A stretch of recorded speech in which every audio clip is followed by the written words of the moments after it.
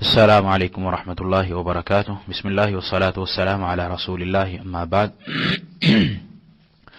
ریاض الصالحین کا 38واں باب، باب وجوب امر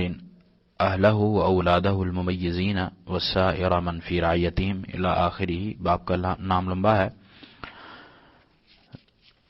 آج ہماری حدیث 300 نمبر حدیث ہے الحمدللہ، اور ہمارے لیکچر کا درس کا سبق کا جو نمبر ہے وہ 255 255 نمبر ہے، 255 نمبر درس ہے اور 300 نمبر حدیث ہے ہماری، اور یہ کتاب کے حساب سے نمبر ہے۔ باب 38 ہے۔ حدیث ہے سیدنا ابن عمر یعنی عبداللہ ابن عمر رضی اللہ تعالیٰ عنہما سے ہی روایت ہے۔ قال کہتے ہیں، سمعت رسول اللہ صلی اللہ علیہ وسلم یقول، کہ میں نے رسول اللہ صلی اللہ علیہ وسلم کو فرماتے ہوئے سنا، کلکم راعن، تم سب کے سب ذمہ دار ہو، وکلکم مسئول عن رعیتہ،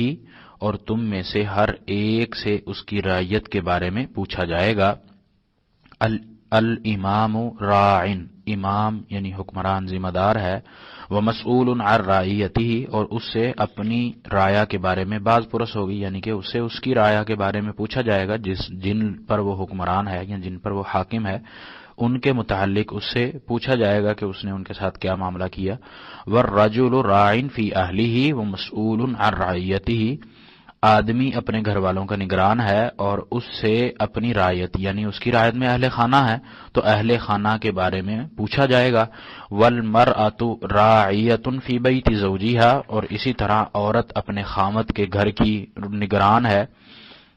ومسئولۃ عن رعیتہا، اور اپنی رعیت یعنی اس کی رعیت جو ہے خامد کے جانے کے بعد گھر میں بچے ہیں یا دیگر افراد ہیں جو اس گھر میں رہتے ہیں، ان کے بارے میں اس سے باز پرس ہوگی۔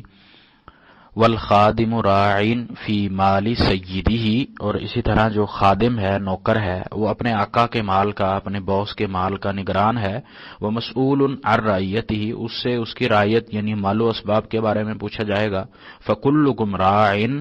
پس تم سب اپنے اپنے دائرے میں نگران اور ذمہ دار ہو۔ ومسئول عن رعیتہ، اور سب سے اس کی اپنی اپنی رعیت کے بارے میں باز پرس کی جائے گی۔ متفق علیہ، یہ بخاری اور مسلم کی حدیث ہے۔ اسی سے ملتی جلتی حدیث کافی حد تک اسی حدیث کے الفاظ اس میں بھی موجود ہیں جو ہم نے باب 35 میں سبق نمبر 241 میں پڑھے ہیں، تو وہاں ہم اس کی تفصیل کافی حد تک کر چکے ہیں۔ تو یہاں مختصراً دوبارہ یاد دہانی کے لیے اور باب کی نسبت کی وجہ سے کہ اپنے جو ماتحت ہیں ان کے بارے میں ہمیں جو حکم دیا گیا ہے کہ اللہ کی فرما برداری میں ان کو لانا ہے اور اللہ کی نافرمانی سے، اللہ کی مخالفت سے ان کو بچانا ہے،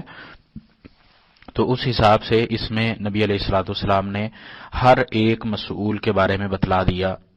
اور اس کے علاوہ کوئی بھی مسئول ہے، کسی کو جس چیز کا بھی نگران بنایا جائے تو وہ اس کا مسئول ہے، اس کے بارے میں اس سے باز پرس کی جائے گی، اس کے متعلق سوال کیا جائے گا کہ تیری یہ ذمہ داری تھی۔ مثال کے طور پہ اگر بچہ ہے کوئی، اس کو کوئی سبق یاد کرنا ہے تو اس سے پوچھا جاتا ہے کہ بھئی آپ کے ذمے یہ سبق تھا، یہ آپ نے حفظ کرنا تھا، یاد کرنا تھا، اس کی تیاری کرنی تھی، تو آپ نے تیاری کس طرح کی، سناؤ، آپ کس طرح اس کو پڑھ پائے ہو، یاد کیسا کیا ہے، سناؤ۔ تو یہ بھی ایک مسئولیت ہے اس بچے کی جس سے باز پرس کی جاتی ہے، جس سے پوچھا جاتا ہے۔ تو اسی طرح یہ ایک چھوٹی سی مثال ہے، تو اسی طرح رسول اللہ صلی اللہ علیہ وسلم نے اس حدیث میں پہلا لفظ جو بولا ہے وہ کلکم راعٍ، کہ تم سب ذمہ دار ہو، تم سب کے ذمے کچھ نہ کچھ لگا ہوا ہے۔ جس طرح مسلمان ہیں ان کے ذمے نمازیں ہیں، فرض نمازوں کے یہ مسئول ہیں، اس کے بارے میں فرض نمازوں سے ہم مسلمانوں سے پوچھا جائے گا کہ اللہ نے یا اللہ رب العالمین سوال کرے کہ میں نے 5 نمازیں فرض کی تھیں تو تم نے ان کو کس طرح ادا کیا،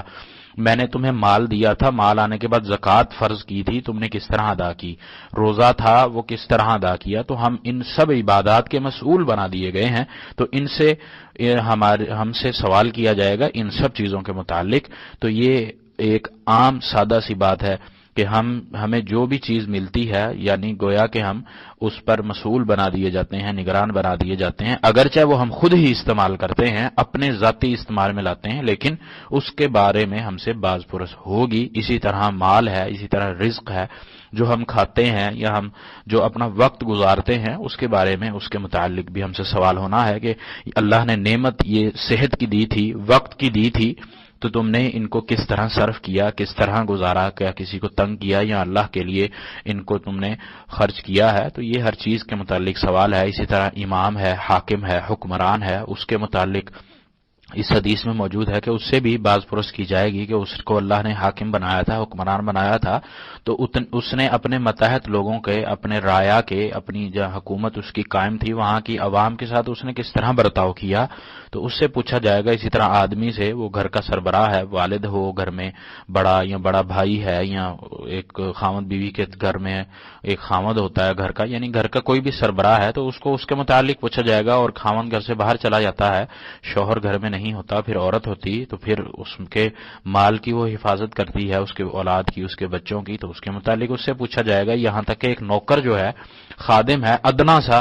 تھوڑی تنخواہ والا، غریب ہے بالکل، لیکن اس کے ذمے جو کام لگایا گیا ہے اس کے متعلق اس سے بھی پوچھا جائے گا۔ تو اس لیے اللہ کے نبی علیہ الصلوۃ والسلام نے اس حدیث کے شروع میں بھی کلکم رائن کا لفظ بولا ہے، اور اس کے حدیث کے آخر میں بھی کلکم رائن کا لفظ بولا ہے، اور ہر بندہ رائی ہے، نگران ہے، ذمہ دار ہے، اور اس سے اس کی رعایا کے متعلق، اس کے کام کے متعلق پوچھا جائے گا، حساب کتاب لیا جائے گا۔ اللہ تعالیٰ سے دعا ہے کہ اللہ تعالیٰ ہمیں سمجھ کر عمل کی توفیق عطا فرمائے، اور ہمارے ذمے جو کام کوئی لگا دے اللہ تعالیٰ کی طرف سے، خصوصی طور پہ جو اللہ اور اس کے رسول صلی اللہ علیہ وسلم نے، شریعت اسلامیہ نے ہمیں جس کے لیے قید کیا ہے، جو ہمارے ذمے کام لگائے ہیں اطیع اللہ اور اطیع رسول کے اندر رہتے ہوئے، ہمیں ان کو بخوبی انجام دینے کی توفیق عطا فرمائے، اور کل قیامت کا روز ہمارے لیے آسان بنا دے۔ بے شک کہ اس دن ہم کسی سوال کا جواب نہیں دے سکتے، لیکن اللہ تعالیٰ ہمیں وہ اعمال کرنے کی توفیق دے جس سے ہم اللہ کو پسند آ جائیں۔ وما توفیقی الا باللہ، علیہ توکلت و الیہ انیب۔